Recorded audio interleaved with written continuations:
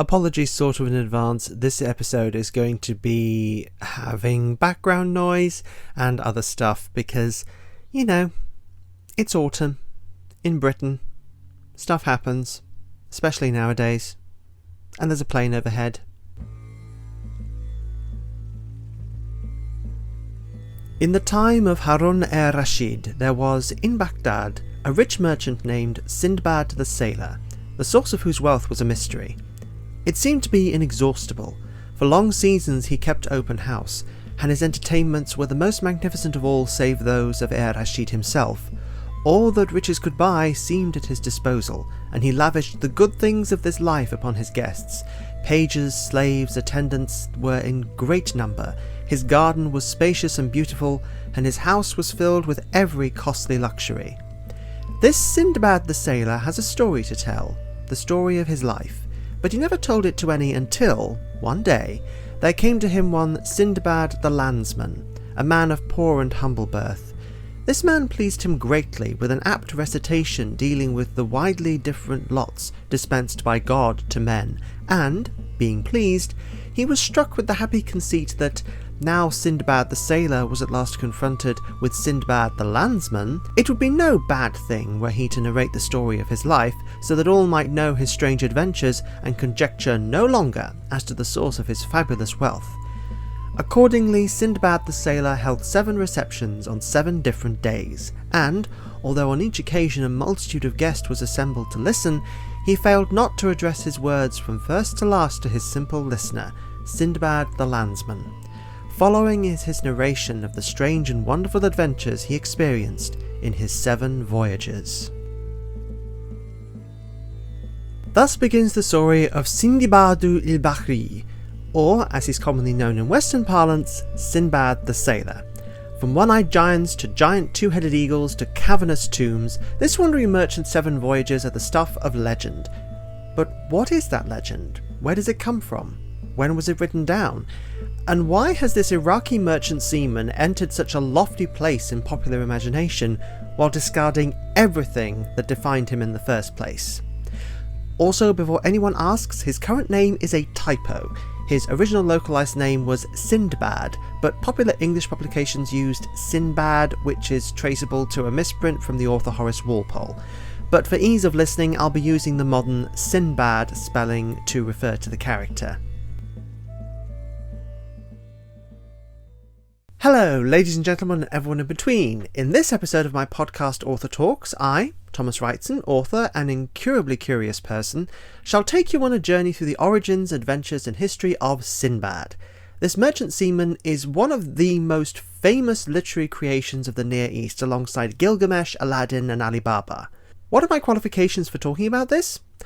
By chance, I got exposed to some formative Sinbad media, that being the trilogy of films boasting effects by stop-motion king Ray Harryhausen, and a less flashy but still enjoyable American film from a decade or so before them. All of these reflect a version of Sinbad that is wildly different from his original portrayal. I also eventually read the original stories, which present what might be called the true canon version, in quotes. But what is that version exactly? Tracing the origins of Sinbad is practically impossible, and proved to be quite an abortive search on my part. The earliest European versions of the Sinbad stories can be traced to the 18th century, when they were incorporated, along with the folk tales of Aladdin and Ali Baba, into a French translation of The 1001 Nights by Antoine Galland. Today most agree that this collating of the stories is very recent both in Europe and the Arab-speaking world. And while the Sinbad stories had a standalone antiquity before being bundled in with Scheherazad's nightly tales, many modern summaries will skim over this fact. Causing more confusion for me personally is the existence of a Book of Sindbad, which is a different and earlier work of historical fiction.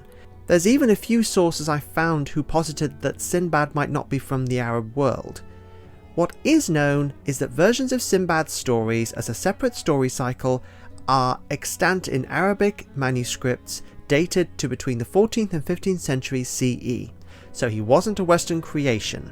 Let's just lay that fear to rest. The stories themselves are fairly simple to summarise. Set during the Abbasid dynasty around the oceans of Arabia and Asia, The tales retold by the rich merchant Sinbad follow his 7 voyages, where during his youth he encounters dangers and magical threats, returning each time laden with treasure, but unable to settle down and lured by the promise of yet more adventure. In several versions, this is framed as Sinbad the merchant retelling these stories to Sindbad the landsman over 7 nights of feasting, more out of simple amusement than anything else.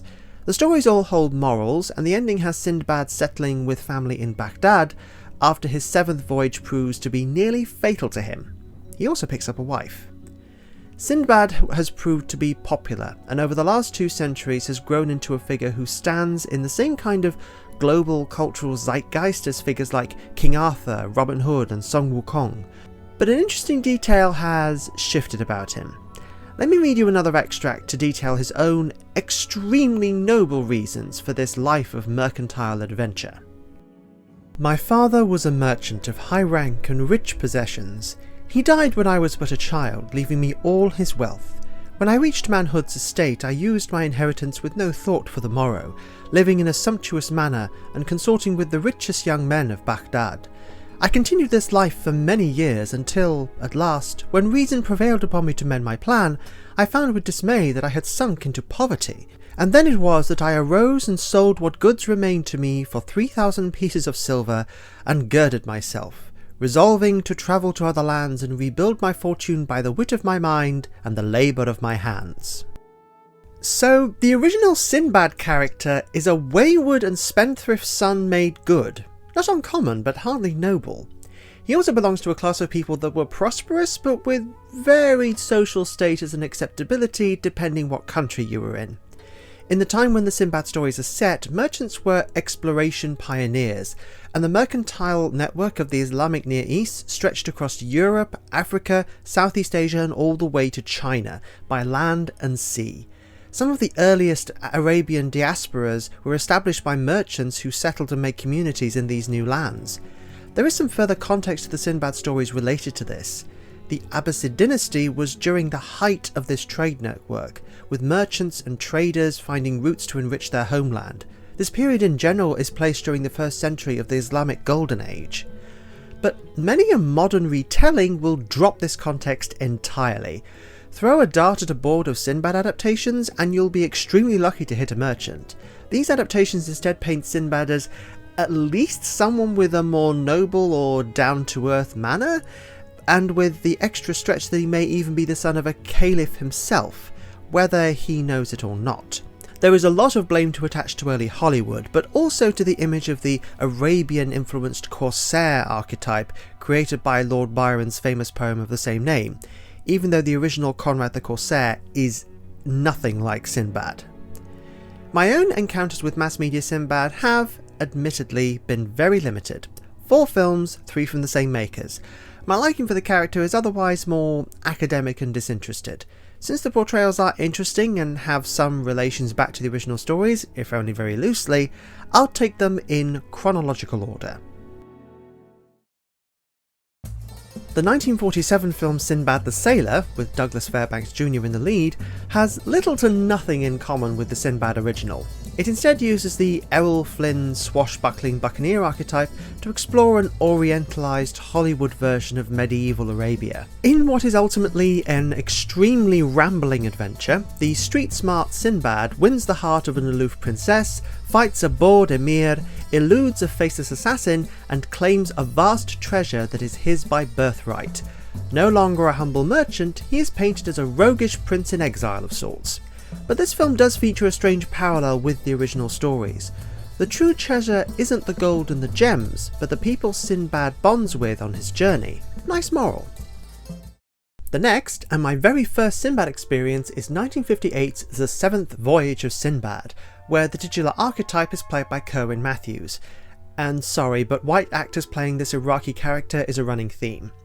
This film doesn't pretend to be anything other than American Oriental fantasy once again, but it reuses monstrous elements from the original stories, specifically the one-eyed giant who tries to eat Sinbad's crew, and an unfortunate encounter with a giant two-headed eagle and its chick. Sinbad isn't even a merchant in this story. He's a caliph's son who's going to wed a sultan's daughter, enter a curse that shrinks the daughter and sends him on a journey with a duplicitous magician.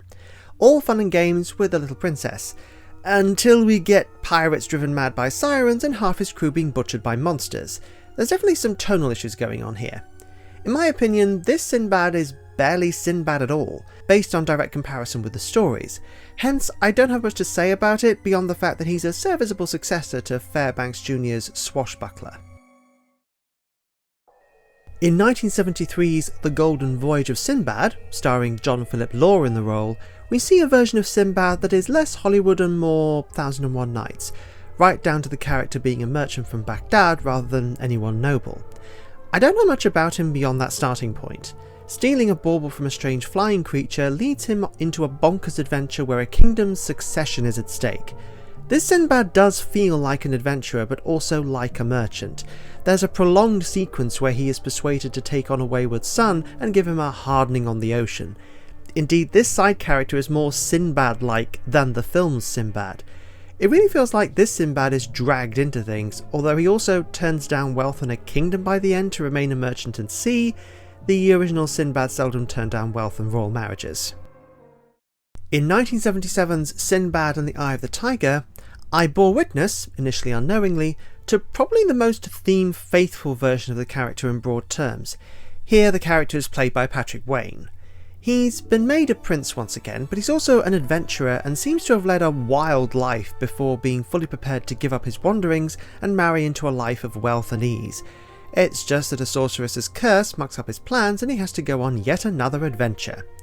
After reading the original Sinbad stories, Eye of the Tiger feels the most like a Sinbad story, and maybe my favourite of this trilogy of films. Heck, it even has genuine ghouls being summoned during the first 15 minutes and random Greek myth elements dropped into a vaguely medieval Islamic world. More on those details later. Or at least, more on those things later.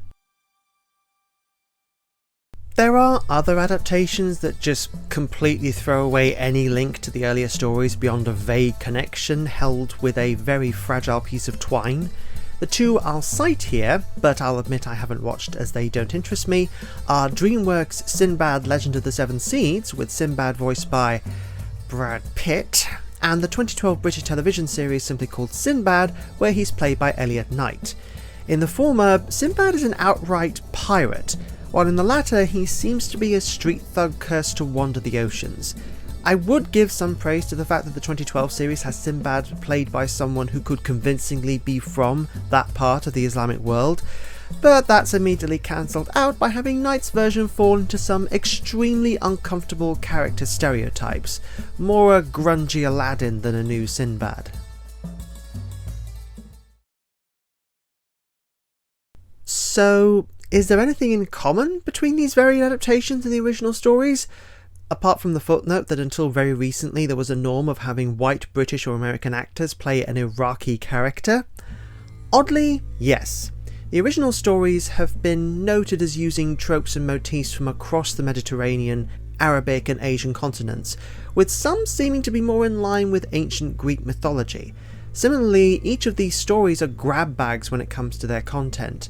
We go from Alexander the Great and Grecian deities, through thuggy coded tribesmen and homunculi, to outright dragons and prehistoric animals living in a mystical valley. But there is also a ton of stuff in the original that's just dropped. The original Sinbad stories weren't always fun adventures, they could be horrifying ordeals that were emotionally or physically degrading for the titular sailor. One story has him on the run from a kingdom of demon birds, in another he becomes a human mule to an old man. They featured religious content and context that's frequently scrubbed out, and the reason for his adventures was always originally a recurring wanderlust. There's also a strong recurring trend of making the Sinbad character either more or less kid-friendly, the former often accompanied by animal companions.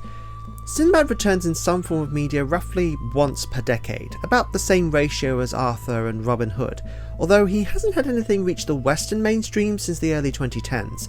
It could be that cultural sensitivity is to blame, but I don't feel like speculating. Sinbad's also become the subject of literary and cultural analysis, focusing on his place in storytelling from this time and location. Chances are that you may not have heard of Sinbad in any of these contexts, but I'll bet you've seen him in spirit. Look at any Arab-coded male character of the sea, and you've seen an incarnation of Sinbad. a turban or thick hair, loose trousers, a jacket perhaps, maybe facial hair, sometimes with bare feet and sometimes with boots, maybe a sword, and always wandering in places and with tall tales to tell. The whole of Prince of Persia owes much to this archetype, alongside other unlikely trickster heroes present in the literature that surrounds the Sindbad corpus. A ton of Japanese anime, manga and games use his modern archetype of the Orient-coded trickster action hero when they don't use him specifically, or at least a version of him. And it was at this point in the script writing process that something clicked. Sinbad has stopped being a character by this point. He isn't a Robin Hood or an Arthur or a Song Wukong despite sharing a similar cultural placement. He's become a silhouette, a cipher for any story that may be told. He's become even more splintered from his origins than Aladdin. The only two prerequisites for a Sinbad story are that the ocean be involved and the protagonist be orientalized. And even then, that's kind of optional. I mean, I've also seen Sinbad-like characters associated with deep deserts, and the 2012 incarnation looks more like someone from Pirates of the Caribbean than 10th century Baghdad. I think the fate of Sinbad underlines a common issue one may find with stories from this region of the world, the places that are now Syria, Iraq, Iran, Saudi Arabia. Just try, if you will, to think of a story within the 1001 Nights off the top of your head. Aladdin and Alibaba don't count, they were added later. If you can't, then you're in good company. Everyone knows the premise of 1001 Nights, but there aren't that many, myself included, who could remember a story and associate it with that work. You will recognise some parts of them, the activities of Jinn, names like Jafar and Solomon, and even descriptions of a Sahara-bound city that will be extremely familiar to players of Uncharted 3, but it's doubtful you could find the associated stories off the top of your head. Sinbad also shares that fate. Aspects of history remain stuck in the public imagination, but the whole story and why he told it has become less prominent. It means that Sinbad has practically become fair game, without even any need to pay homage to all but the barest bones of his narrative. It takes a deep degree of cultural assimilation to be featured or referenced in stories as broad-ranging as Ulysses, Popeye, Near Reincarnation, Freedom Force and the League of Extraordinary Gentlemen. It's why I called this episode The Fading of Sinbad, because that's what's happened to him in popular entertainment. He's faded to a vague outline, personifying fantastical oriental adventure. If you've reached the end, once again, thank you for listening. And in keeping with the spirit of Sinbad, I think the best way I can end this is on his words to Sindbad the landsman, after his 7 voyages were recounted. This, O Sindbad the landsman, is the end of the story of my voyages. And now, as I have conceived an affection for thee, thou shalt dwell with me and be my boon companion, and we shall pass our lives together in a state of the utmost joy and happiness, strengthened by God, whose name be exalted the great, the omnipotent creator of sea and land. And cue the outtakes. Thus begins the story of Sindibādu l-Bahriyy. l-Bahriyy? You get the pronunciation for that. Causing more confusion for me, personally, is the existence of a Book of Sindbad, which is a different and earlier work of historical fiction. There's even a few sources who... That was a lot of traffic. I wonder if that ruined the recording. If it has, I'll have to redo the whole thing. Antoine? Antoine? Is that Antoine or Antoine? I need to check. I think it might be Antoine. In which case, I mean... French names, you think you know how to pronounce them, and then you suddenly don't. There's even a few sources I found who posited that the set during the Abbasid... Oh, Arabic names, they always trip me up. But unable to settle down... Okay, I'm going to have to just restart this recording as this tripping up so much. I found with dismay that I had got my phone with a message on it, so I might have to stop this recording if there's an emergency. Okay, it wasn't an emergency, it was coffee, which is always a good thing if you like coffee. The 1940...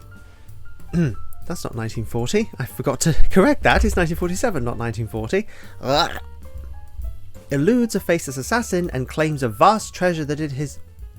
And claims blah, blah, blah, blah, blah. And claims a vast treasure that it is... What is up with my mouth at the moment? That's the third time in a row I've tripped up. I think the best way I can end this is on his words to Sinbad the landsman after his 7 voyages were recounted. And I'm going to have to redo that because that vehicle was very loud. Why can't they put silences on these things these days? It's ridiculous. I think the best way I can end this is on his words to Sindbad the landsman after his 7... Not again. In keeping with the spirit of Sinbad, I think the best way I can end this... I'm glad I'm near the end of recording.